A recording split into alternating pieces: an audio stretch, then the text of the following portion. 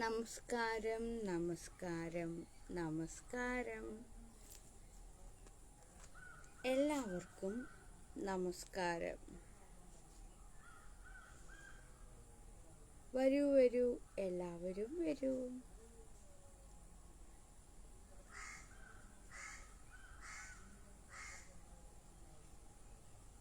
രണ്ടുപേര് വന്നു.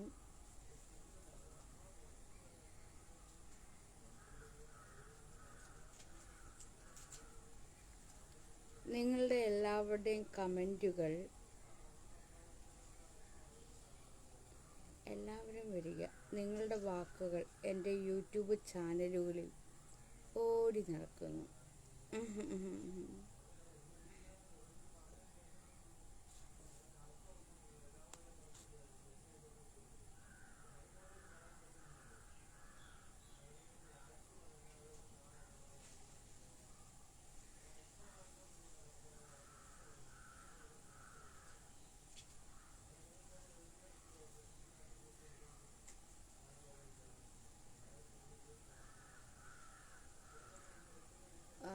നമസ്കാരം ജലീല്.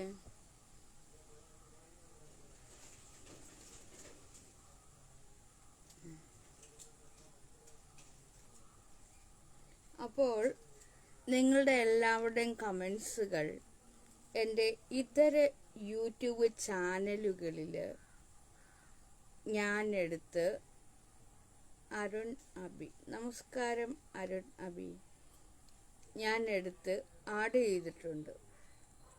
അതിൽ നെഗറ്റീവ് കമൻസ്, പോസിറ്റീവ് കമൻസ് എല്ലാം ഉണ്ട്. അതിൽ ആരെന്നെ എന്ത് പറയുന്നുവോ അതെല്ലാം ഞാൻ എടുത്ത് അപ്ലോഡ് ചെയ്ത് എൻ്റെ യൂട്യൂബ് ചാനലിലേക്ക് ഇടുകയാണ്. കാരണം എന്താണെന്ന് വെച്ചാൽ പലർക്കും എൻ്റെ ചാനൽ, എൻ്റെ ലൈവിലൂടെ വന്ന് എന്നോട് സംസാരിച്ച് തർക്കിച്ച് വിമർശിച്ച് വഴക്കുണ്ടാക്കി നിങ്ങൾക്ക് നല്ലതേ വരുമെന്ന്, ഓക്കെ, വഴക്കുണ്ടാക്കി പേരും പ്രശസ്തിയൊക്കെ ഉണ്ടാക്കണമെന്ന് ആഗ്രഹമുണ്ട്. അവരൊക്കെ പറയും ഞങ്ങൾ മാന്യരാണ്, അന്തസ്സായിട്ട് ജീവിക്കുന്നു എന്നൊക്കെ. വെറും പറച്ചിൽ മാത്രമാണ്. അവർക്കൊന്നൊരു അന്തസ്സും ഇല്ല, മാന്യതയില്ല, ഒന്നുമില്ല എന്നുള്ളത് എൻ്റെ ലൈവിൽ വന്ന് കമൻ്റ് എഴുതുമ്പോൾ തന്നെ അറിയാം. അപ്പോൾ ഇന്നലെ ഒരു സ്ത്രീ പേരിലൊരു ID, സ്ത്രീ തന്നെയാണ്, അവർ വന്ന് അവർക്ക് ജോലിയുണ്ടെന്നും അവർ അന്തസ്സായിട്ട് കഴിയുകയാണെന്നും അവർ ഗൾഫിലാണ് ജോലി ചെയ്യുന്നതെന്നൊക്കെ അവർക്ക് ഈ ലോകത്തെ മുഴുവൻ അറിയിപ്പിക്കണം. അപ്പോൾ അങ്ങനെ അറിയിപ്പിക്കുവാൻ വേണ്ടി അവർക്ക് നല്ലൊരു മാധ്യമം കിട്ടുന്നില്ല. അതായത് ഉള്ളിൻ്റെ ഉള്ളിൽ ഇങ്ങനെ കിടക്കുന്ന അവരങ്ങനെ ചെയ്യുന്നുണ്ട്, ഇങ്ങനെ ചെയ്യുന്നുണ്ട്, ഞാൻ അന്തസ്സായിട്ട് ജീവിക്കുന്ന ആളാണ് എന്നൊക്കെ പറയാൻ വേണ്ടി 10 പേരോട് അവർക്ക് പറയുകയും അതിലൂടെ ആളായിത്തീരുകയും ചെയ്യണം. അതുകൊണ്ട് അവർ ഷീജ എന്ന പേരിലാണ് മിക്കപ്പോഴും എൻ്റെ വീഡിയോയുടെ അടിയിൽ വന്ന് കമൻറ്റ് എഴുതുന്നത്. അപ്പോൾ ഞാൻ ഇന്നലെ അവരെ പേര് മെൻഷൻ ചെയ്തിട്ട് ലൈവിലൊക്കെ ചെയ്തായിരുന്നു, ലൈവിൽ മെൻഷൻ ചെയ്തിരുന്നു. അപ്പോൾ അവർക്ക് അവരുടെ ഉള്ളിൽ കിടക്കുന്ന അതെല്ലാം ഈഗോ, അഹങ്കാരം, അവരുടെ ഉള്ളിൽ കിടക്കുന്ന ഞാൻ അഭിമാനിയാണ്, അന്തസ്സുള്ളവളാണ്, നിന്നെപ്പോലെയല്ല എന്നൊക്കെ പറഞ്ഞ് അവർക്ക് എല്ലാവരുടെ മുന്നിൽ നാളും പേരും ഒക്കെ ആകണം. അതിനെ അവർ കിടന്ന് കിണങ്ങി ശ്രമിക്കുകയാണ്.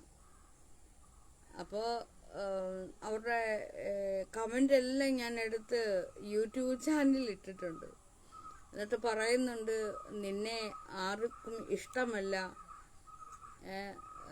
ആർക്കും ഇഷ്ടമല്ല. ശരിക്കും പറഞ്ഞാൽ ഇഷ്ടം ഉണ്ടായതുകൊണ്ടാണ് അവർ വീണ്ടും വീണ്ടും എൻ്റെ വീഡിയോയുടെ അടിയിൽ വന്ന് എഴുതി വെക്കുന്നതെന്ന് അവർ തിരിച്ചറിയുന്നില്ല. ഒന്നത് ആർക്കും ഇഷ്ടമല്ലെന്ന് പറയുന്നു. അപ്പോൾ ഞാനെന്ത് ചെയ്തെന്ന് വെച്ചാൽ എൻ്റെ ഇൻ്റർവ്യൂ ചാനലിൽ ഒരുപാട് പേര് എന്നെ ഇഷ്ടമാണ് എന്ന് പറഞ്ഞുകൊണ്ട് കുറേ എഴുതിയിട്ടുണ്ട്. അതെല്ലാം എൻ്റെ എല്ലാ യൂട്യൂബ് ചാനലിലും ഞാൻ ഷോർട്ട് വീഡിയോ ആയിട്ട് അങ്ങ് ഇടാൻ പോകുന്നു. അതുപോലെ തന്നെ കമ്മ്യൂണിറ്റിയിൽ പോസ്റ്റ് ചെയ്യാൻ പോകുന്നു. അപ്പോൾ എന്തിനാണ് ഞാൻ അങ്ങനെ ചെയ്യുന്നതെന്ന് വെച്ചാൽ അവരറിയണം, അവർ കാണുന്നതല്ല ലോകമെന്നും അവർ വിലയിരുത്തുന്നത് പോലെയല്ല മറ്റൊരു വ്യക്തിയെ വേറൊരാൾ വിലയിരുത്തുന്നതെന്നും ഇവർ മനസ്സിലാക്കണം. റിൻസൺ ജോഷി, നമസ്കാരം മോനെ. അപ്പോൾ അവരും ലോകം കാണാത്തവരെ, ലോകപരിചയം ഒട്ടുമില്ല അവർക്ക്. നാഗ, എനിക്ക് ഇഷ്ടമാണ് കേട്ടോ. സ്മിത നായർ, നമസ്കാരം. അപ്പോൾ ഇന്നലെ എൻ്റെ ആ ലൈവ് വീഡിയോ അവർക്ക് ഞാൻ കൊടുക്കുന്ന ഓരോ മറുപടികളും യൂട്യൂബ് ചാനലിനകത്തിൽ കിടപ്പുണ്ടല്ലോ. ഇതാണല്ലോ ഞാൻ അപ്ലോഡ് ചെയ്ത് യൂട്യൂബിലേക്ക് ഇടുന്നത്. അപ്പോൾ ഇന്നലെ വാട്സപ്പിൽ വന്നിട്ട് എന്നോട് ഒരാൾ പറഞ്ഞു, ഇന്നത്തെ ലൈവ് സൂപ്പർ എന്ന് പറഞ്ഞു, കൊടുത്ത മറുപടി നന്നായിരിക്കുന്നു. അപ്പം ഞാൻ ഇങ്ങനെ പവർ കാണിച്ചിട്ടുണ്ട്. ഞാൻ വെച്ചത് എന്ത് ഈ ചിഹ്നം. അപ്പോഴാണ് പറഞ്ഞത്, ഇത് കൊടുത്ത മറുപടി നന്നായിരുന്നു എന്നാണ് ഉദ്ദേശിച്ചത് എന്ന് സൂചിപ്പിക്കുന്ന വാക്കുകൾ. അപ്പോൾ അവരൊന്നും ലോകം കാണുന്നില്ല. പലരും അങ്ങനെയാണ്. പലരും ലോകത്ത് നടക്കുന്ന വ്യക്തികളെ മറ്റുള്ളവർ ഇഷ്ടപ്പെടുന്നു എന്നും ഒരാളെ ഇഷ്ടപ്പെടാത്തവർക്കൊരു വേറെ പലരും ഇഷ്ടപ്പെടുന്നു എന്നും അങ്ങനെയൊക്കെയുള്ള ചിന്തിച്ച് സ്വയം മനസ്സിലാക്കാനുള്ള ഒരു സാമാന്യ ബുദ്ധി അവർക്കില്ല, ആ സ്ത്രീക്കില്ല. അപ്പൊ അവരെ ഒന്ന് കാണിക്കാനാണ്, അവരെ ഒന്ന് അത് മനസ്സിലാക്കി കൊടുക്കുകയാണ്. നിങ്ങൾ കാണുന്നതല്ല ഈ ലോകം, നിങ്ങൾ വിലയിരുത്തുന്നതല്ല ലോകം, നിങ്ങളുടെ കാഴ്ചപ്പാടിൽ മാത്രം ഒതുങ്ങി നിൽക്കുന്നതല്ല ഈ ലോകം എന്നെനിക്ക് കാണിക്കാൻ വേണ്ടി, അവർക്ക് ഒന്ന് മനസ്സിലാക്കി കൊടുക്കാൻ വേണ്ടി ഞാൻ എൻ്റെ എല്ലാ യൂട്യൂബ് ചാനലിലും നിങ്ങളുടെ ഓരോരുത്തരുടെയും കമൻസുകളെ ആഡ് ചെയ്യുക. കാരണം ആ സ്ത്രീയുടെ മിഥ്യാധാരണ, അവർ പൊട്ടക്കിണറ്റിലെ തവളയെന്ന് പറയും, അതാണ് അവർ വിചാരിക്കുന്ന അവർക്ക് ജോലിയുണ്ട്, മക്കളുണ്ട്, പണമുണ്ട്, എല്ലാം ഉണ്ട്. ആഹാ, എല്ലാം ഉണ്ട്, ഇനി എനിക്ക് എന്താണ് എൻ്റെ ലോകം. അവർ സ്വാർത്ഥതയാണ് അവർക്ക്. എന്നാൽ അവർക്ക് അതൊന്നും തൃപ്തിയാവുന്നതുമില്ല. അതൊക്കെ ഉണ്ട് എന്ന് അവർക്ക് ഈ ലോകത്തെ മുഴുവൻ അറിയിക്കണം. അത് കുഴപ്പമില്ല, ലോകത്തെ മുഴുവൻ അറിയിക്കുന്നത് നല്ല കാര്യമാണ്. പക്ഷേ വളരെ ശ്രദ്ധിച്ചാണ് ഇനി കേൾക്കേണ്ടത്. ലോകത്തെ മുഴുവൻ അറിയിക്കണമെങ്കിൽ എന്ത് ചെയ്യണം? അവരുടെ ഐഡിയിലെ ആ ഷീജ എന്ന് പറയുന്ന ആ ഐഡിയിലെ അവരിതുപോലെ എഴുതണം, ഞാൻ അന്തസ്സുള്ളവളാണ്, ഞാൻ ജോലി എടുക്കുന്നവളാണ്, എനിക്ക് 2 കുട്ടികളുണ്ട്, എനിക്ക് പണമുണ്ട്, ഞാൻ ഗൾഫിലാണ് ജോലി ചെയ്യുന്നത് എന്നൊക്കെ പറഞ്ഞുകൊണ്ട് അവർ എഴുതണം. ആ എഴുതിയും പറഞ്ഞും ഒക്കെ അവരുടെ അക്കൗണ്ടിലിടണം. അപ്പോൾ അവരെക്കുറിച്ച് ആളുകൾ വന്ന് കാണുകയും കേൾക്കുകയും ഒക്കെ ചെയ്യും. അതാണ് വേണ്ടത്. വളരെ ലളിതമായിട്ടുള്ള കാര്യമാണ് ഞാൻ പറഞ്ഞു കൊടുക്കുന്നത്. അതല്ലാതെ മറ്റൊരാൾ വീഡിയോ ഇടുമ്പോഴേ അതിൻ്റെ അടുക്കൽ പോയിട്ട് നിനക്ക് എന്തുകൊണ്ട്, നിനക്കൊന്നുമില്ല, എനിക്ക് ജോലിയുണ്ട്, എനിക്ക് അതുണ്ട്, എനിക്ക് ഇതുണ്ട്, എനിക്ക് മറ്റേതുണ്ട്, എനിക്ക് മറിച്ചതുണ്ട്. ആരെ കാണിക്കാനായത്? എല്ലാം ഉണ്ടെന്ന് പറയുന്നത്, പക്ഷെ മോന്ത മാത്രം കാണുന്നില്ല. ഫേക്ക് ഐഡിയാണ്. പുറലോകത്തോട്ട് വരാനും വയ്യ. മക്കളറിയാതെയാണ് ഇങ്ങനെയുള്ള ഐഡിയ എല്ലാം ഉണ്ടാക്കി. മക്കളറിയുന്നില്ല, നാട്ടുകാരറിയുന്നില്ല, വീട്ടുകാരറിയുന്നില്ല, ആരും അറിയാതെയാണ് ഒരു ഫേക്ക് ഐഡിയ ഉണ്ടാക്കി അങ്ങ് ഇറങ്ങും. വല്ല കാര്യമുണ്ടോ? ഇങ്ങനെയൊക്കെ ഓരോരുത്തരും ഒളിച്ചും പാത്തും ഓരോന്നൊക്കെ ചെയ്യുന്നതാണ് ഈ സമൂഹത്തിൽ നടക്കുന്ന ഓരോ വിഷയങ്ങളുണ്ടാവുകയും അത് വാർത്തകളിലേക്ക് പോവുകയും പിന്നെ പലരും ഇതുപോലെ രഹസ്യമായിട്ട് ചെയ്യുന്ന പല കാര്യങ്ങളും സമൂഹത്തിൻ്റെ മുൻനിരയിലേക്ക് വരും. അപ്പോഴാണ് അവരിങ്ങനെ അന്തം വിട്ട് കുന്തം മെഴുകിയത് പോലെ ഇങ്ങനെ ഇരിക്കുന്നത്. അവരെന്തായാലും ഞാൻ വട്ട് പിടിപ്പിക്കുന്നുണ്ട് കേട്ടോ. നന്നായിട്ടൊന്ന് വട്ട് വെട്ടുക, അല്ല വേറെ എന്തുവാന്. എനിക്ക് വേറെ വിഷയങ്ങളൊന്നുമില്ല. മാക്സിമം ആ സ്ത്രീയെ ഞാൻ ഇട്ട് വട്ട് കെട്ടുക. മെൻ്റലി അവർക്ക് നല്ല ഷോക്ക് കൊടുക്കുകയാണ്. അവരുടെ അഹങ്കാരത്തെ ഞാൻ അവർക്ക് കാണിച്ചു കൊടുക്കുകയാണ്. അത്രയേ ഉള്ളൂ. അല്ലാതെ വേറെ വിഷയമായിട്ട് എനിക്കിവിടെ വേറെ വിഷയം പറയാനൊന്നുമില്ല. അവരാരാണെന്ന് അവർ തിരിച്ചറിയണം. അവരൊരു ഡെമ്പുകാരിയാണെന്നും അഹങ്കാര ബോധമുള്ള ഒരാളാണെന്നും എനിക്കെല്ലാം ഉണ്ടേ ഞാൻ അന്തസ്സുള്ളവളാണ് എന്ന് പറഞ്ഞുകൊണ്ട് നടക്കുന്ന ഒരുത്തിയാണെന്നും ഒക്കെ അവർ തിരിച്ചറിയാൻ വേണ്ടിയാണ്. മെൻ്റൽ ഹോസ്പിറ്റലിൽ എത്തിക്കണം ചേച്ചി. തീർച്ചയായിട്ടും തീർച്ചയായിട്ടും മോനെ. എൻ്റെ മെൻ്റൽ ഗ്രൂപ്പ് എന്ന് പറയുന്ന ആ ചാനലുണ്ട്, അതിലേക്ക് ഞാൻ അവരെ കൊണ്ടുവന്ന് എത്തിക്കുകയാണ്. അങ്ങനെ അവരിങ്ങനെ എന്നെക്കുറിച്ച് ഇങ്ങനെ നെഗറ്റീവ് പറയും. എന്നിട്ട് വേറെ അതിനേക്കാളൊരു രസം, എനിക്കാണെങ്കിൽ ഈ വഴക്കം അങ്ങോട്ടും ഇങ്ങോട്ടും ഇങ്ങനെ പറഞ്ഞ് വഴക്കുണ്ടാക്കുന്നതൊന്നും എനിക്കിഷ്ടമല്ല. ഉള്ള കാര്യം പറഞ്ഞാൽ എനിക്കിഷ്ടമല്ല. ഇവർ അവിടെ എഴുതിയിടുന്നതിനൊക്കെ ഞാൻ അവർക്ക് ഉത്തരം കൊടുക്കണമെന്ന് പോലും എന്ത് കഷ്ടമെന്നാൽ എനിക്ക് ഇവിടെ 100 കൂട്ടം ജോലി കിടപ്പുണ്ട്. എന്നിട്ട് ആ ID വന്ന് എഴുതിയിട്ടേക്കുക അവർക്ക് ഞാൻ ഉത്തരം കൊടുക്കാത്തതുകൊണ്ട് ഞാൻ തോറ്റുപോയെന്നോ അങ്ങനെയൊക്കെ സൂചിപ്പിക്കുന്നത്. എനിക്കറിയത്തില്ല എന്ത് ഭ്രാന്തൊക്കെയാണ് അവിടെ നിന്ന് എഴുതുക. മാനസികമായിട്ട് അവരുടെ എല്ലാ കൺട്രോളും മൊത്തം ഞാൻ തെറ്റിച്ച് എല്ലാം പോയി. ഞാനല്ല തെറ്റിച്ചത്, അവർ തെറ്റിച്ചുകൊണ്ടേ ഇരിക്കുക. ഉത്തരം മുട്ടുമ്പോൾ ബ്ലോക്ക് ചെയ്യുക, ഉത്തരം മുട്ടുമ്പോൾ നീ പോവത്തില്ലേ എന്നൊക്കെ. പിന്നെ പോകാതെ എന്തോണം ഈ വട്ട് പിടിച്ചതിൻ്റെയൊക്കെ അടുത്ത് ഇങ്ങനെ കടന്ന് ചിലച്ചുകൊണ്ടിരിക്കണോ? എനിക്കാണൊന്നും സമയമില്ല. ആ സമയം കൊണ്ട് ഞാൻ 10 പടം വരയ്ക്കും. ആ സമയം കൊണ്ട് എനിക്ക് ഒരുപാട് ജോലിയുണ്ട്. എവിടെയോ കിടക്കുന്ന ആ സ്ത്രീയുമായിട്ട് ഞാൻ കിടന്ന് അങ്ങോട്ടും ഇങ്ങോട്ടും ഫേസ്ബുക്കിനകത്ത് കിടന്ന് ഇങ്ങനെ എഴുതി അങ്ങോട്ടും ഇങ്ങോട്ടും തകർക്കുന്നതിനേക്കാൾ ഉപരി എൻ്റെ വീട്ടിൽ അവർക്ക് ജോലിയും കൂലിയൊന്നും ഇല്ല. മനസ്സിലായോ? അവർക്ക് ജോലിയൊക്കെ ഉണ്ടെന്ന് അങ്ങ് പറയുക. അവർക്ക് ജോലിയും വിലയൊന്നും ഇല്ല. അപ്പം ഞാൻ അതുപോലെ അവരെ പോലെ ആകണോ? എനിക്കതിന് സമയമില്ല. എനിക്കിവിടെ നല്ല ജോലിയുണ്ട്. എൻ്റെ വീട്ടിൽ നല്ല പിടിപ്പത് ജോലിയുണ്ട്. ആ സമയം കൊണ്ട് ഞാൻ ഇവിടുത്തെ ജോലിയും ചെയ്ത്, എഴുത്താണെങ്കിൽ എഴുത്ത്, വരപ്പാണെങ്കിൽ വരപ്പ്, അതുപോലെയൊക്കെ ചെയ്യുക. ഇവർ പറയാം അവരുടെ എഴുത്തിനെല്ലാം ഞാൻ റിപ്ലൈ കൊടുക്കണം. ഉത്തരം മുട്ടുമ്പോൾ കൊഞ്ഞനം കുത്തുക.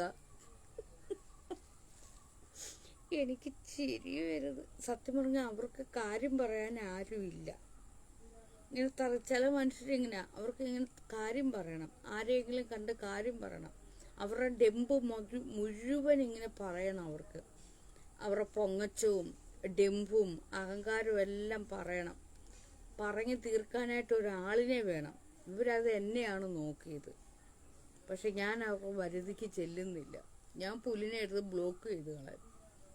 കാരണം അവരെ പോലെ ഒരാളല്ല, ഞാനൊരു സന്യാസിനിയാ. മനസ്സിലായോ? അവരെ പോലെയല്ല, ഞാൻ മൗനിയാണ്.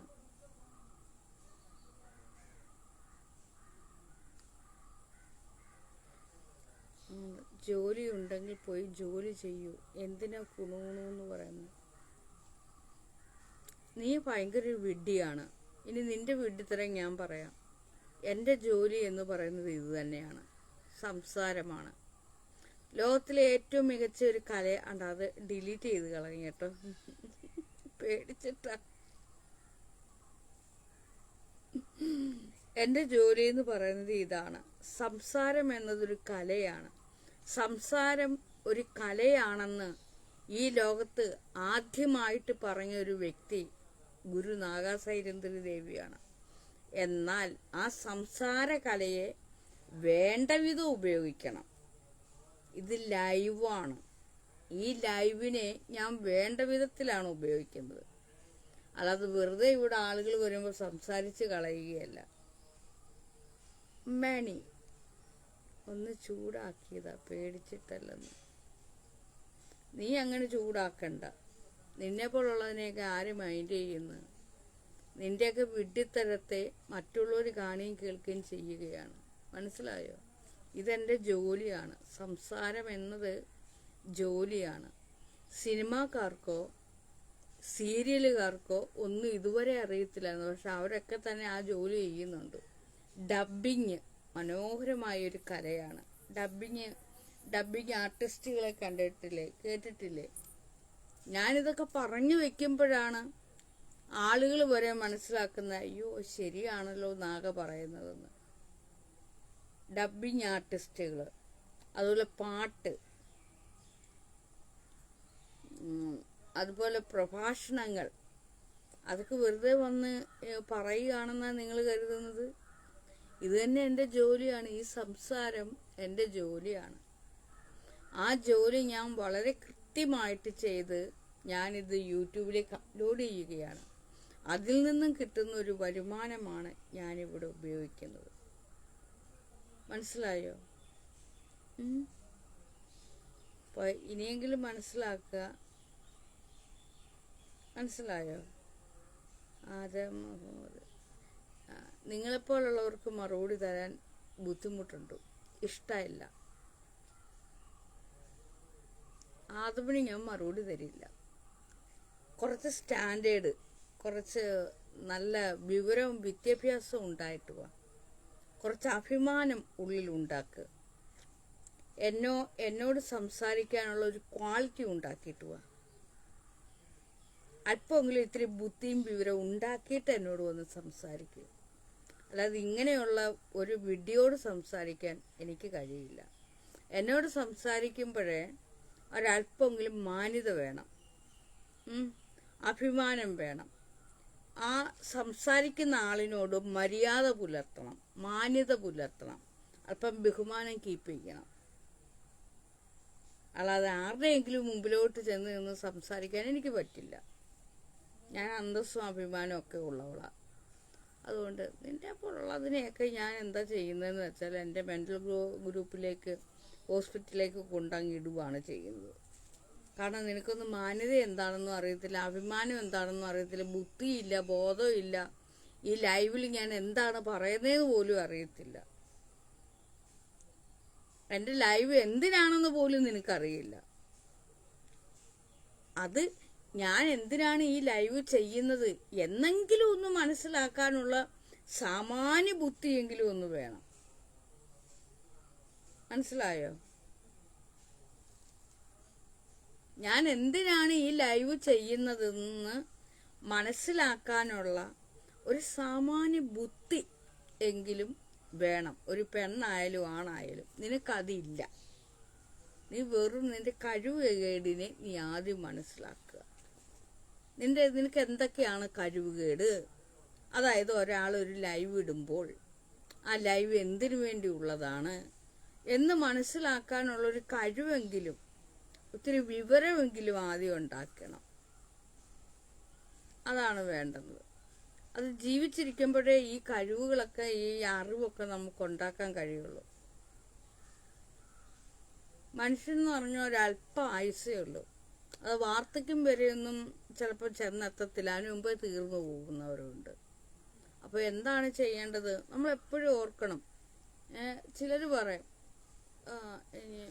ഞാൻ വയസ്സ് ആകുന്നിടം വരെ ജീവിച്ചിരിക്കും, അല്ലെങ്കിൽ എൻ്റെ ഭാവി കാലത്തെ, അല്ല എൻ്റെ ഭാവി കാലം മീൻസ് വരാനിരിക്കുന്ന കാലം. അങ്ങനെയാണ് ഞാൻ പുറത്തുനിന്നും മനസ്സിലാക്കി വെച്ചിരിക്കുന്നത്. ഭാവി എന്ന് പറയുമ്പോൾ വരാനിരിക്കുന്ന കാലം.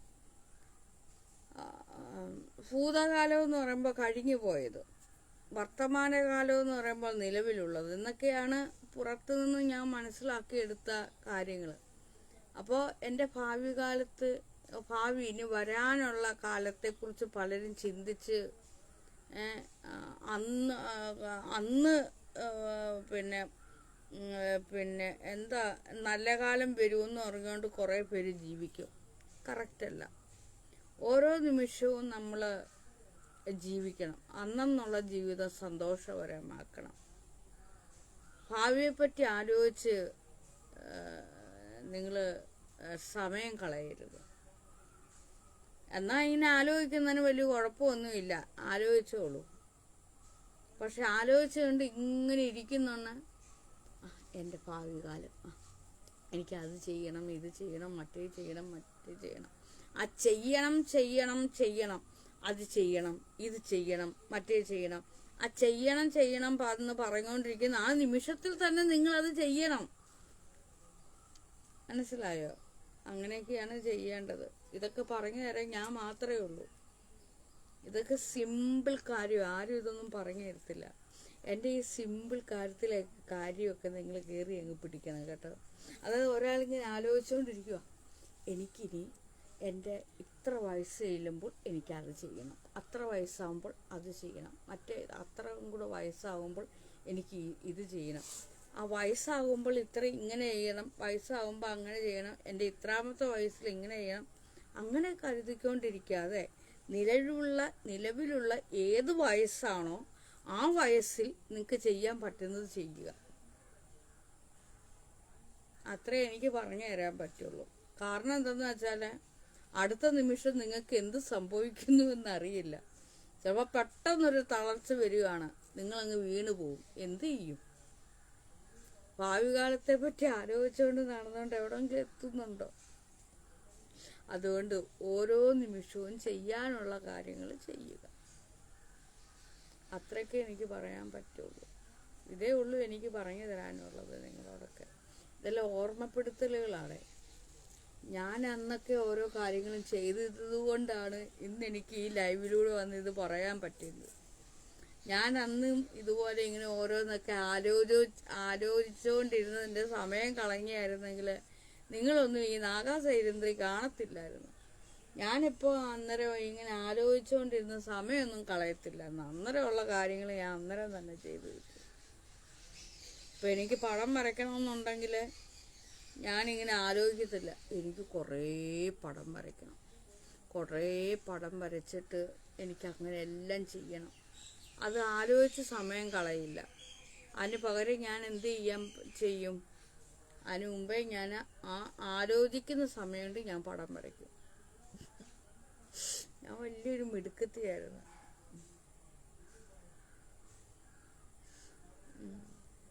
ആലോചിക്കുന്ന സമയം കൊണ്ട് ഞാൻ പടം വരയ്ക്കും. അപ്പം അപ്പോഴും ഞാൻ എൻ്റെ സമയം കളയുന്നില്ല, വേസ്റ്റ് ആക്കുന്നില്ല. പിന്നെന്തോ ഞാൻ ഇമ്പോർട്ടൻ്റ് ആയിട്ടൊരു കാര്യം പറയാനായിട്ടാണ് വന്നത്, അതങ്ങ് വിട്ടുപോയല്ലോ. നിങ്ങൾ ഇത്രയും പേരുണ്ട്, ബാക്കിയുള്ളവരെല്ലാം കേട്ടുകൊണ്ടിരിക്കുകയാണ്.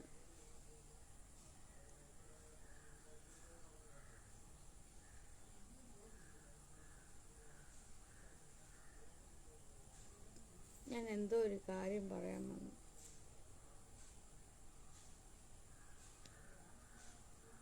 അപ്പോഴേ ആണ്ട് എൻ്റെ ലൈവ് കണ്ട് വിവരം വെച്ച് വരുന്നു. അതുപോലെ 10 പ്രാവശ്യം എൻ്റെ ലൈവ് കണ്ടാൽ ആദം നീ വിവരം വയ്ക്കും. മനസ്സിലായോ? നിനക്ക് ബുദ്ധി ഉണ്ടാവും. നീ നല്ലൊരു യുക്തിബോധമുള്ള ഒരാളായിത്തീരും. നീ നേരത്തെ കമൻറ്റ് ചെയ്തതുപോലെയാണോ ഇപ്പം ചെയ്യുന്നത്? അല്ല. അപ്പം ഞാൻ ഓരോ കാര്യങ്ങൾ പറയുമ്പോൾ നിൻ്റെ ചിന്തകൾ ഉണരുന്നു അവിടെ, അല്ലേ? നീ ഇപ്പം എന്തോ അവിടെ എഴുതി വച്ചേക്കുന്നത്? സത്യം, 1 മണിക്കൂർ കൂടി ആയുസ്സുണ്ടെന്ന് നമുക്ക് വിശ്വസിക്കാൻ പറ്റില്ലെന്ന്. അപ്പോൾ ഞാൻ പറഞ്ഞപ്പോഴേ നീ അതിൻ്റെ ബാക്കി ഭാഗം നീ ചിന്തിച്ചെടുത്തു, നീ മനസ്സിലാക്കിയെടുത്തു. അതുകൊണ്ട് എൻ്റെ ഓരോ ലൈവ് കാണുമ്പോഴും എനിക്ക് നല്ല നല്ല പോസിറ്റീവ് കാര്യങ്ങൾ വരും. ഇനി എൻ്റെ തൊട്ടടുത്ത് വന്നിരുന്ന് ഇതെല്ലാം മനസ്സിലാക്കുകയാണെങ്കിൽ കൂടുതൽ നിനക്ക് പോസിറ്റീവ് അനുഭവങ്ങളുണ്ടാവും. പലരും പറയും നാഗയുടെ വീഡിയോസുകളൊക്കെ ഭയങ്കര എനർജറ്റിക്കാണ്, പോസിറ്റീവാണ്, ഹൈ പവറാണ് എന്ന്. അപ്പോൾ ഈ ഹൈ പവർ എന്ന് പറയുന്നവരാരും ക്ഷമിക്കുന്നാകെ, ഞാൻ വെറുതെ പറഞ്ഞതാണ്. ആളറിയാതെ അങ്ങനെ ആരെയും ചെന്ന് പറയരുത് കേട്ടോ മക്കളെ. നമുക്ക് തോന്നും, നിങ്ങൾക്കൊക്കെ ഒരു വിചാരമുണ്ട്, നിങ്ങൾ വലിയ ബുദ്ധിയുള്ളവരാണ്, നിങ്ങൾ ഏറ്റുമുട്ടുന്ന ആള് ബുദ്ധി കുറഞ്ഞവരാണ് എന്ന്. ആ ചിന്താഗതിയെ മാറ്റണം. മനസ്സിലായോ? ചിലപ്പോൾ നിങ്ങൾ ആരോടാണോ സംസാരിക്കുന്നത് നിങ്ങളെക്കാൾ ബുദ്ധി കൂടിയവരായിരിക്കും അവർ. അപ്പം ആരെയും വില കുറച്ച് കാണരുത്. വില കുറച്ചും കാണണ്ട, കൂടുതലായിട്ടും കാണണ്ട.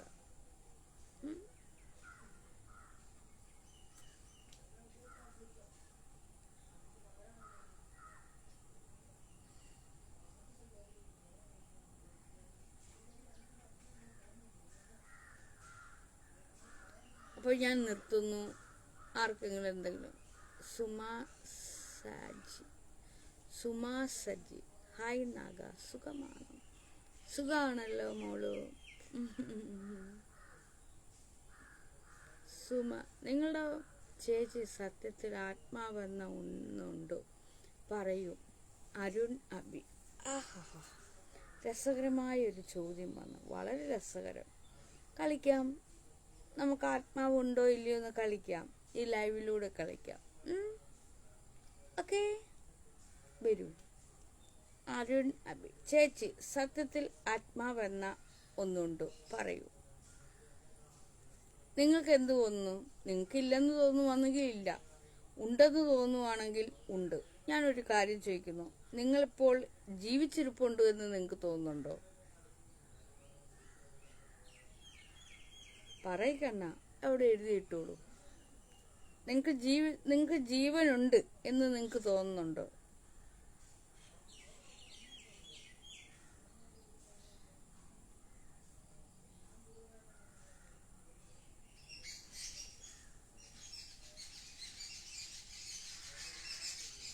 അരുണബി പോയോ?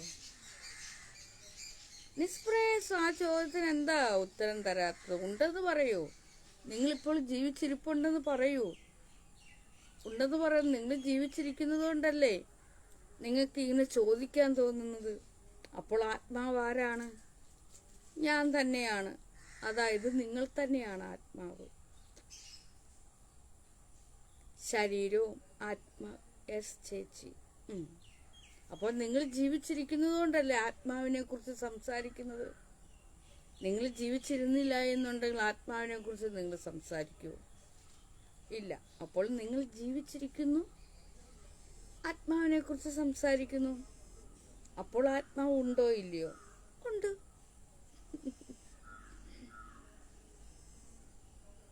ആത്മാവ് ഞാൻ തന്നെ. റിൻസൺ ജോഷി. റിൻസൺ പോയില്ലേ? കണ്ടോ, പിള്ളേരൊക്കെ കണ്ടോ, എൻ്റെ ശിഷ്യഗണങ്ങളെല്ലാം വരുന്നത് കണ്ടോ? ബിജു കൃഷ്ണൻ തായ്മൊഴി ഹായ് നാഗ ഗുരു. കുട്ടികളൊക്കെ ബുദ്ധിശാലികളാണ് ഇവരൊക്കെ. ഇതിലൊരാൾ എന്നെ ഗുരുവായിട്ട് കാണുന്ന ആളാണ്. ഇതിൽ ഒരാൾ എൻ്റെ ചാരിറ്റിയിൽ ഉള്ള ആളാണ്.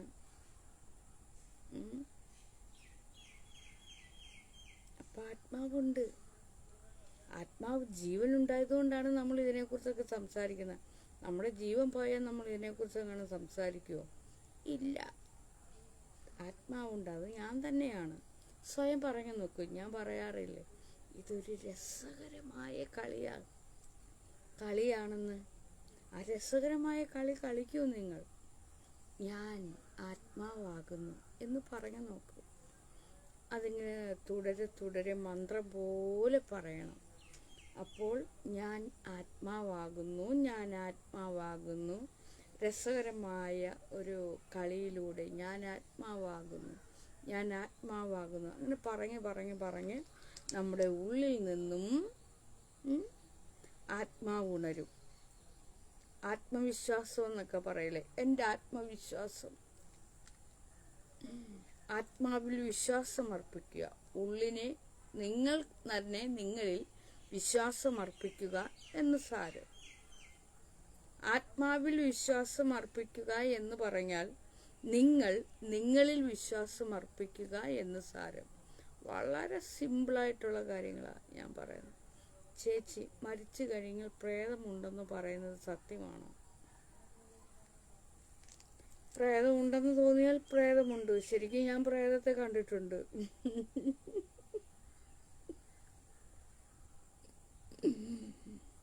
ഞാൻ ആദ്യമായിട്ട് കണ്ട പ്രേതം ഞാൻ തന്നെയായിരുന്നു. അത് വളരെ രസകരമായ ഒരു കാഴ്ച തന്നെയായിരുന്നു. ആ കാഴ്ച എങ്ങനെയെന്ന് വെച്ചാൽ, കലാലയത്തിലോ മറ്റോ പഠിച്ചിരുന്ന സമയത്ത് എൻ്റെ ഹോസ്റ്റൽ റൂമിൽ ഞാൻ മാത്രമായിരുന്നു ഉണ്ടായിരുന്നത്. അന്ന് ഒരു വെള്ളിയാഴ്ചയാണോ ശനിയാഴ്ചയാണോ എന്ന് എനിക്ക് ഓർമ്മിച്ചെടുക്കാൻ സാധിക്കുന്നില്ല. കാരണം വെള്ളിയാഴ്ചയോ ശനിയാഴ്ചയോ, എനിക്കിപ്പോഴും ഹോസ്റ്റൽ ജീവിതം കലാലയത്തിലെ ഹോസ്റ്റൽ ജീവിതം ഞാൻ ഓർമ്മയിലേക്ക് വരുത്തുവാൻ ശ്രമിക്കുന്നില്ല. എങ്കിലും ഓർമ്മയിൽ വരുന്നെത്തുകയാണെങ്കിൽ എനിക്ക് തോന്നുന്നത് തിങ്കളാഴ്ച കുട്ടികൾ 2 ദിവസം കണ്ട് അവധിയുണ്ട്. അവധിക്ക് കുട്ടികൾ വീട്ടിൽ പോകും. പിന്നെ തിങ്കളാഴ്ചയാണ് വരുന്നത്. ചിലർ ഞായറാഴ്ച വൈകുന്നേരം വരും, ചിലർ ഞായറാഴ്ച രാവിലെ വരും, ഒക്കെ അങ്ങനെയൊക്കെയാണ്. അപ്പോൾ എൻ്റെ മുറിയിൽ ഞാൻ ഒറ്റയ്ക്കായിരുന്നു. എൻ്റെ മുറിയിൽ ഞാൻ ഒറ്റയ്ക്ക് ഇങ്ങനെ ഇരിക്കുകയാണ്. അപ്പോൾ പ്രേതത്തെ ഉണ്ടോ എന്ന് ചോദിക്കുമ്പോഴുള്ള മറുപടിയാണ് ഞാൻ നിങ്ങൾക്ക് തരുന്നത്. അപ്പോൾ ഞാൻ എൻ്റെ മുറിയിൽ ഇങ്ങനെ ഒറ്റയ്ക്കിരിക്കുന്നു. അപ്പോൾ അന്ന് എനിക്കിത്തിരി സൗന്ദര്യവതിയായിരുന്നു. സൗന്ദര്യം കൂട്ടണമെന്നൊക്കെ ഉള്ള ആ ഒരു ഇത്തിരി ബോധമൊക്കെ ഉള്ള ഒരാളായിരുന്നു. അന്ന് ഞാൻ എൻ്റെ മുഖത്ത് മഞ്ഞളും ഓറഞ്ചിൻ്റെ തൊലി, ഓറഞ്ച്, മഞ്ഞൾ, പിന്നെ പാല്, തൈര്, നെയ്യ്, വെള്ളരിക്ക, അങ്ങനെയൊക്കെയുള്ള പല കാര്യങ്ങളും ഞാൻ എൻ്റെ മുഖത്ത് തേക്കുമായിരുന്നു, സൗന്ദര്യം ഉണ്ടാകാൻ വേണ്ടി. അന്ന് ഞാൻ തേച്ചിരുന്നത് രക്തചന്ദനമായിരുന്നു. അപ്പോൾ എൻ്റെ ഹോസ്റ്റൽ മുറിയിൽ ഞാനിങ്ങനെ ഇരിക്കുന്ന സമയത്ത് അവിടെ ഒരു നിലക്കണ്ണാടിയുണ്ട്. മറ്റാരും അവിടെ ഇല്ല. സത്യത്തിൽ ഞാൻ മുഖത്ത് രക്തചന്ദനമൊക്കെ തേച്ച് ഇങ്ങനെ ഇരിക്കുക. അപ്പോൾ ഞാൻ എഴുതുന്ന കൂട്ടത്തിലാണ്. അപ്പോൾ എനിക്ക് മനോഹരമായ കഥയും കവിതയൊക്കെ എഴുതണമെന്ന് തോന്നി മുറിയിൽ അങ്ങോട്ടും ഇങ്ങോട്ടും നടന്ന വഴിക്ക് ഒരു വലിയ കണ്ണാടിയുണ്ട്. അവത്താശം ഞാൻ ആ കണ്ണാടിയിലോട്ട് എൻ്റെ മുഖം ഒന്ന് പോയി. സത്യം പറഞ്ഞാൽ ഞാൻ എന്നെ തന്നെ കണ്ട് പേടിച്ചു പോയി. മുഖത്ത് രക്തചന്ദനം തേച്ചതാണെന്നുള്ള ഓർമ്മയെ എനിക്ക് കിട്ടിയില്ല. പുല്ല് എൻ്റെ മുഖം തന്നെ കണ്ട് ഞാൻ ആദ്യമായിട്ടങ്ങ് പേടിച്ചു പോയി. മുഖത്തിലെ രക്തചന്ദനമല്ലേ. ഞാൻ നോക്കിയപ്പോൾ മുഖം വികൃതമായ ഒരു മുഖവും 2 കണ്ണും തിളങ്ങുന്ന കണ്ണും. സൂക്ഷിച്ചു നോക്കി. മുടി അന്ന് ഞാൻ ഇങ്ങനെ ഇട്ടേക്കുക. അന്ന് ഞാൻ പ്രേതത്തെ കണ്ടത് ഞാൻ തന്നെയായിരുന്നു എൻ്റെ പ്രേതം. പിന്നീട് ഞാൻ പ്രേതത്തെ കണ്ടത് എങ്ങനെയാണെന്ന് വെച്ചാൽ, നമ്മുടെ കണ്ണുകൾ കൊണ്ട് നമ്മൾ ചിലപ്പോൾ ഇങ്ങനെ കാണുമ്പോഴേ ചില കാഴ്ചകൾ കാണും. ആ കാഴ്ചകളെ നമുക്ക് പെട്ടെന്ന് ഇങ്ങനെ കാണുമ്പോൾ നമ്മൾ ഭയപ്പെട്ടു പോകും. നമ്മൾ പേടിക്കും, ശരിക്കും പേടിക്കും. അന്നൊക്കെ ഞാൻ നന്നായിട്ട് പേടിച്ചിരുന്നു. എൻ്റെ മുഖം കണ്ട് ഞാൻ തന്നെ എൻ്റെ മുഖം കണ്ട് ഭയന്ന് പനിയടിച്ച് കിടന്നിട്ടുണ്ട്. എനിക്ക് പനിയും പിടിച്ച്. പിന്നെ ഒറ്റയ്ക്ക് ആ ഹോസ്റ്റൽ റൂമിൽ കിടക്കാനും എനിക്ക് പേടിയായി. കാരണം എനിക്ക് എന്നെ തന്നെ പേടിയായി തുടങ്ങി. പിന്നെ ഞാൻ കട്ടിലിൻ്റെ അടിയിലൊക്കെ നോക്കും, അവിടെ എങ്ങാനും ആരെങ്കിലുമൊക്കെ എന്നെ നോക്കുന്നുണ്ടോയെന്ന്. എൻ്റെ മുഖം തന്നെ ഉള്ളവർ. എനിക്ക് ഉറങ്ങാൻ പറ്റിയില്ല. അത് ഞാൻ അവിടെയുള്ള കുട്ടികളോടൊക്കെ പറഞ്ഞു. കുട്ടികളെല്ലാം കൂടെ ചിരിക്കാൻ നോക്കി. പിന്നെ നമ്മൾ ചില മനുഷ്യർ ഇങ്ങനെയൊക്കെ രാത്രി കാലങ്ങളിലൊക്കെ അനങ്ങാതൊക്കെ ഇങ്ങനെ വന്ന് നിൽക്കുമ്പോഴൊക്കെ ഭയപ്പെടില്ലേ? ശരിക്കും അവരെയൊക്കെ പ്രേതമായിട്ടൊക്കെ കണ്ടു കഴിഞ്ഞാൽ അത് പ്രേതമാണ്. പിന്നെ ഇപ്പോഴാണെങ്കിൽ ഞാൻ എൻ്റെ ഈ ക്ഷേത്രത്തിലിരിക്കുമ്പോഴേ ചില രൂപങ്ങൾ ഇവിടെ ഇങ്ങനെ പ്രത്യക്ഷപ്പെടുന്നത് പോലെ ഇങ്ങനെ തോന്നാറുണ്ട്. അത് പക്ഷെ എനിക്കത് ഭയം തോന്നുകയില്ല. കാരണം ആത്മാവ് ഞാനാകുമ്പോൾ ഞാൻ തന്നെയാണ് ആ കാഴ്ച കാണുന്നത്. ആ എൻ്റെ ശരീരം, അതായത് എൻ്റെ ആ ബോഡി, എൻ്റെ ആ കണ്ണുകൾ, ആ തിളങ്ങുന്ന എൻ്റെ ആ ബോഡിയിലാണ്, ആ കണ്ണുകളിലാണ് അത് വന്ന് പതിക്കുന്നത്. അല്ലെങ്കിൽ ആ കണ്ണുകൾക്കാണ് അതിൻ്റെ ആ വ്യത്യസ്തതയും ആ രൂപമൊക്കെ ഇങ്ങനെ ആകുന്നത് എൻ്റെ കണ്ണിൻ്റെയാണ്. തലച്ചോറൊരു പങ്ക് വഹിക്കുന്നു. എല്ലാം നമ്മുടെ ഇന്ദ്രിയങ്ങൾ മുഴുവൻ അതിൻ്റെ ഒരു പങ്ക് വഹിക്കുന്നുണ്ട്. ഏകദേശം ഈ സിനിമ കാണുമ്പോഴൊക്കെ എനിക്ക് തോന്നുന്നു. മിക്കപ്പോഴും ഞാൻ ഇവിടെ ഇരിക്കുമ്പോൾ ഇവിടെ ഒരു പെരുമരം നിൽപ്പുണ്ട്. ആ പെരുമരത്തിൻ്റെ ഒരു കമ്പ് ഇങ്ങനെ അങ്ങോട്ട് വളഞ്ഞ് ഇങ്ങനെ ഇങ്ങോട്ട് വളഞ്ഞ് അതൊരു പ്രത്യേക ആകൃതിയിൽ നിൽക്കുകയാണ്. രാത്രി കാലങ്ങളിൽ എപ്പോഴും ഞാൻ എൻ്റെ വിഗ്രഹത്തിൻ്റെ അടുത്ത് വന്ന്, എൻ്റെ ദേവിയുടെ അടുക്കൽ വന്ന് ഇങ്ങനെ നോക്കുമ്പോൾ ഒരു സ്ത്രീയുടെ രൂപത്തെ ഞാൻ കാണാറുണ്ട്. അതുപോലെ തന്നെ ഭിത്തിയിൽ ഞാൻ യേശുക്രിസ്തുവിൻ്റെ രൂപത്തെ കാണാറുണ്ട്. അതുപോലെ പെട്ടെന്ന് ഞാൻ ഇങ്ങനെ നോക്കുമ്പോൾ എൻ്റെ ഈ പാമ്പ് വലിയൊരു സർപ്പമായിട്ട് എനിക്ക് തോന്നാറുണ്ട്. പെട്ടെന്നുള്ള ആ കാഴ്ചയിൽ നമുക്ക് ചില രൂപങ്ങൾ വികൃതമായിട്ട് തോന്നും, ഭയപ്പെടുത്തുന്നതായിട്ട് തോന്നും. വീണ്ടും ഒരിക്കൽ കൂടി നോക്കുമ്പോൾ അവ ഇല്ലാതാവുകയും ചെയ്യുന്നു. വേണമെങ്കിൽ നമുക്കതിനെ പ്രേതമായിട്ടെല്ലാം കരുതാം. അതുപോലെ ശബ്ദം, അതിനൊക്കെ മുഖ്യ പങ്കുണ്ട്. അപ്പോൾ ജീവിച്ചിരിക്കുമ്പോൾ നമ്മൾക്ക് എല്ലാത്തിനും മുഖ്യമായ ഒരു പങ്കുണ്ട്. നമുക്ക് പെട്ടെന്ന് ഇതിനെയൊക്കെ കാണുമ്പോൾ ഒന്ന് നമ്മളിങ്ങനെ ഒന്ന് വിരലും ഏതൊരാളാണ് അങ്ങനെ ചെയ്യാത്തത്? പിന്നെ ബോധമില്ലാത്തൊരു രീതിയിൽ ഇരുന്നാൽ നമ്മൾ ഇങ്ങനെ അങ്ങ് ഇരിക്കും. മാത്രമേ ഞാൻ ഇങ്ങനെ അങ്ങ് ഇരിക്കുന്ന സമയമുണ്ട്. ചേച്ചി, അപ്പോൾ നെഗറ്റീവ് എനർജി ഇല്ലെന്നാണോ പറയുന്നത്? നെഗറ്റീവ് എനർജി ഉണ്ട് എന്ന് ഞാൻ പറയുന്നത് ഉണ്ട്. അത് നമ്മളുടെ മൈൻഡിലാണുള്ളത്. മൈൻഡിലാണ് അത് വന്നെത്തുന്നത്. നെഗറ്റീവ് എനർജി നമുക്കതിനെ പോസിറ്റീവ് ആക്കാവുന്നതേ ഉള്ളൂ. നമ്മൾ സ്വയം തന്നെ അതിനെ പോസിറ്റീവാക്കി മാറ്റാവുന്നതേ ഉള്ളൂ. അതിന് അനേകം കാര്യങ്ങളുണ്ട്. അത് ഈ ലൈവിലൊന്നും ഒതുങ്ങത്തില്ല പറയാൻ. ഒന്നുകിൽ എൻ്റെ അടുക്കൽ വന്നിരുന്ന് അതിനെക്കുറിച്ച് നിങ്ങൾ നമുക്ക് സംസാരിക്കാം. അല്ലെങ്കിൽ എൻ്റെ യൂട്യൂബ് ചാനലിനകത്തിലെ എല്ലാ വീഡിയോസുകളും ഒന്ന് നോക്കിയാൽ മതി. ഏകദേശം നിങ്ങളുടെ കാര്യം തീരുമാനമാകും. അതിനെക്കുറിച്ചൊക്കെ ഞാൻ ധാരാളം പറഞ്ഞിട്ടുണ്ട്. നമ്മളുടെ കണ്ണുകളിൽ രൂപം തെളിയും. അതിന് ഒരു പ്രത്യേക പങ്ക് നമ്മുടെ സിരകൾ, രക്തം, മാംസം, മജ്ജ, നമ്മുടെ ബോഡി എല്ലാം അതിൽ പെടുന്നുണ്ട്. എന്നാൽ ഇതൊക്കെ തന്നെ വ്യക്തിയിൽ അധിഷ്ഠിതമല്ലാതാനും. നമ്മൾ പറയത്തില്ലേ, ആ ആൾ എന്നെ ഇത് ചെയ്തു എന്നൊക്കെ പറയും. ആ ആൾ എന്നെ അത് പറഞ്ഞു. ചിലപ്പോൾ അവർ പോലും അറിയാതെ അവരിൽ ചില മാറ്റങ്ങൾ സംഭവിക്കും. അതുകൊണ്ടാണ് ഞാൻ പറയുന്നത്, ഒരാളിനെയും നമ്മൾ ഉപദ്രവിക്കരുത് എന്ന്. അവർ പോലും അറിയില്ല. അതിൻ്റെ ഉത്തമ ഉദാഹരണം ഈ അടുത്തിടയിൽ ഞാനൊരു മനോഹരമായ ഒരു സിനിമ കണ്ട്. ആ സിനിമ എനിക്ക് വല്ലാണ്ട് ഇഷ്ടമായിരുന്നു. അതിനകത്തിൽ അഭിനയിച്ചിരിക്കുന്നത് മമ്മൂട്ടിയാണ്. നിങ്ങൾ ആരെങ്കിലും ആ സിനിമ കണ്ടിട്ടുണ്ടെങ്കിൽ ആ സിനിമയുടെ പേര് ഇതിലോട്ടൊന്ന് എഴുതിയിട്ടാൽ കൊള്ളാം. എനിക്ക് ആ സിനിമയിൽ അഭിനയിക്കുന്നത് മമ്മൂട്ടിയാണ്. ആ സിനിമയുടെ പേര്, അതായത് അവരെവിടെയോ ടൂർ പോകുകയാണോ എന്നോ മറ്റോ തോന്നുന്നു ആ സിനിമയുടെ പ്രമേയം.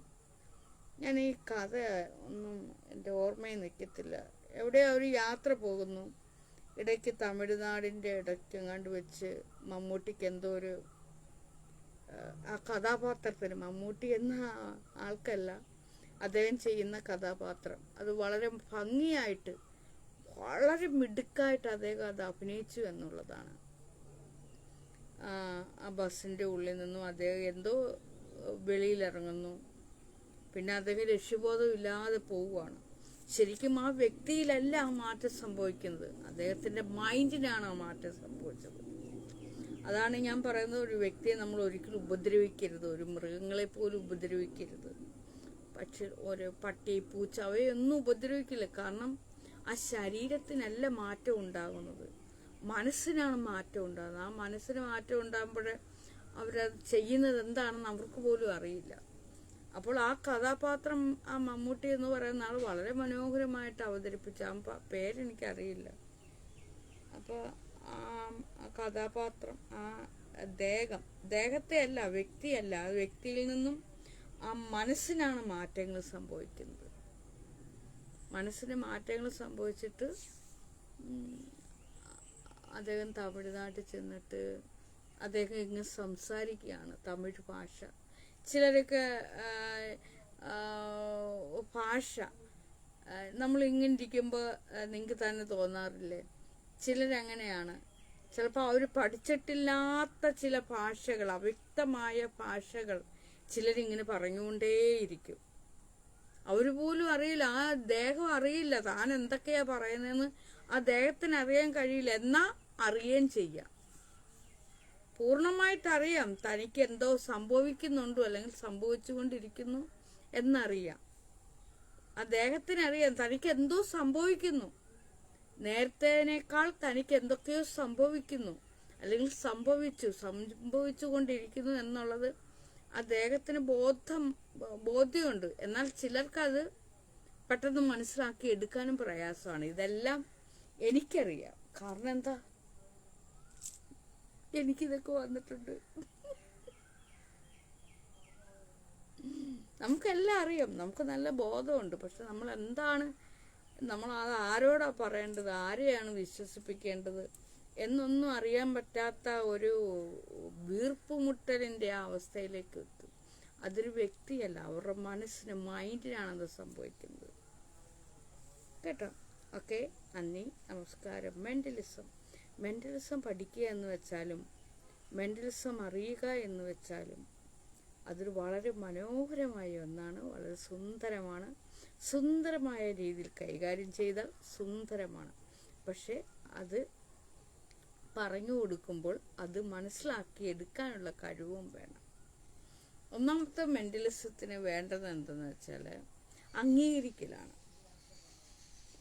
നമ്മൾ ഒരാളെ അംഗീകരിക്കുക, ആ അംഗീകരിച്ചില്ലെങ്കിൽ അയാൾ ഇങ്ങനെ തർക്കിച്ചുകൊണ്ടേയിരിക്കും. ചിലരുണ്ട് ഒന്നിനെ അംഗീകരിക്കില്ല.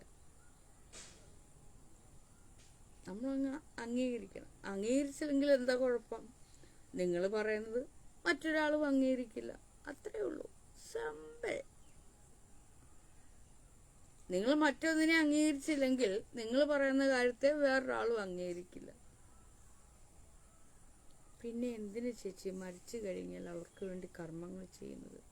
ഞാൻ പറയുന്നത് മരിച്ചു കഴിഞ്ഞ ആളുകൾക്ക് കർമ്മം ചെയ്യരുത് എന്നാണ്. മരിച്ചു കഴിഞ്ഞവർക്ക് കർമ്മം ചെയ്യേണ്ട ഒരു ആവശ്യമില്ല. അവർ ജീവിച്ചിരിക്കുമ്പോൾ വേണം അവർക്ക് വേണ്ടി എന്തെങ്കിലുമൊക്കെ ചെയ്തു കൊടുക്കേണ്ടത്. മരിച്ചു കഴിയുമ്പോൾ എന്തിനാണ് കർമ്മം ചെയ്യുന്നത്? നിങ്ങൾക്ക് വേണമെങ്കിൽ ഇനി കർമ്മം ചെയ്യേണ്ടവരൊക്കെ ചെയ്യണം കേട്ടോ. ഞാനിത് പറഞ്ഞെന്ന് പറഞ്ഞുകൊണ്ട് നിങ്ങൾ ചെയ്യാതൊന്നും ഇരിക്കരുത്, എല്ലാവരും ചെയ്യണം. പക്ഷേ ഞാൻ അതിലൊന്നും ഏർപ്പെടുന്ന ഒരാളല്ല. മരിച്ചുപോയവർ മരിച്ചുപോയി. പറമുത്തേ, ഞാൻ ലൈവിലായിരുന്നു കണ്ണ. എന്ത് വരണം മോനെ?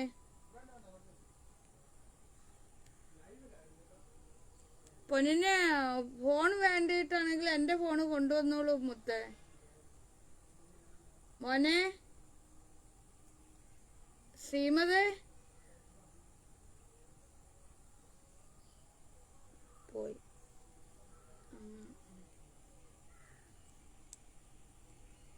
ഉള്ളിൽ കയറിപ്പോയല്ലോ. അപ്പോഴേ ഞാൻ എന്താണ് പറയാൻ, ശരിക്കും പറഞ്ഞാൽ എനിക്കൊരു ഉൾമരണമൊക്കെ സംഭവിച്ചതാണ്. ഉൾമരണം എന്ന് പറയുമ്പോൾ നല്ല മനോഹരമാണ്, സുന്ദരമാണ്. പലരും പറയാറുണ്ട് ഉൾമരണം ഒരു ഭ്രാന്താവസ്ഥയാണ്, ലഹരിയാണ്. എന്നാൽ നമുക്ക് തന്നെ അറിയാം നമുക്ക് ഭ്രാന്തില്ലെന്ന്. നമുക്ക് ഭ്രാന്തൊന്നുമില്ല. വേണമെങ്കിൽ നമുക്ക് മറ്റുള്ളവരെ ഭ്രാന്തരാക്കാം.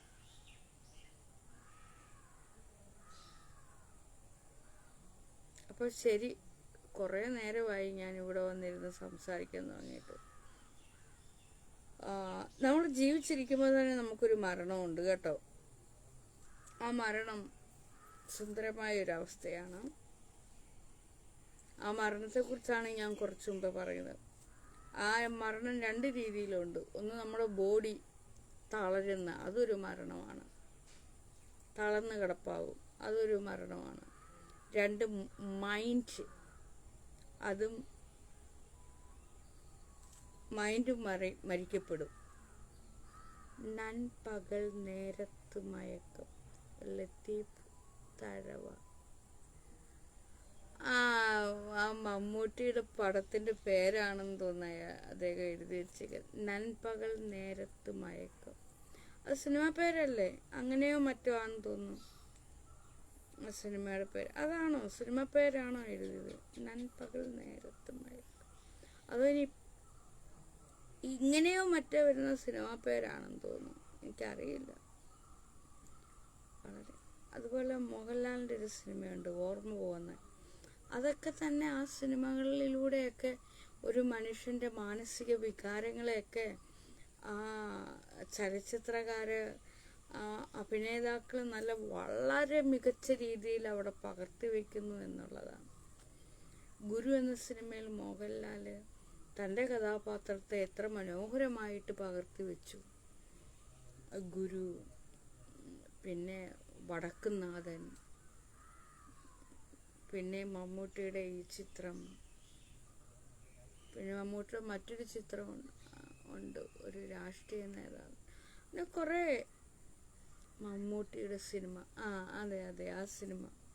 അപ്പോൾ അത് വ്യക്തിയില ഇങ്ങനെയൊക്കെ അതൊക്കെയാണ്. അത് വ്യക്തിയെ നമ്മൾ ഒരിക്കലും കുറ്റപ്പെടുത്തരുത്. വ്യക്തിക്കല്ല അത് ഉണ്ടാവുന്നത്, അവരുടെ മൈൻഡിനാണ് ഈ സംഭവങ്ങൾ ഉണ്ടാകുന്നത്. മൈൻഡ്, അതാണ് ഞാൻ പറയുന്നത്. ഞാനതല്ലേ ആരെങ്കിലും വീഡിയോ ഇട്ടാലോ അവരെ ഒന്നും പറയാത്തത്.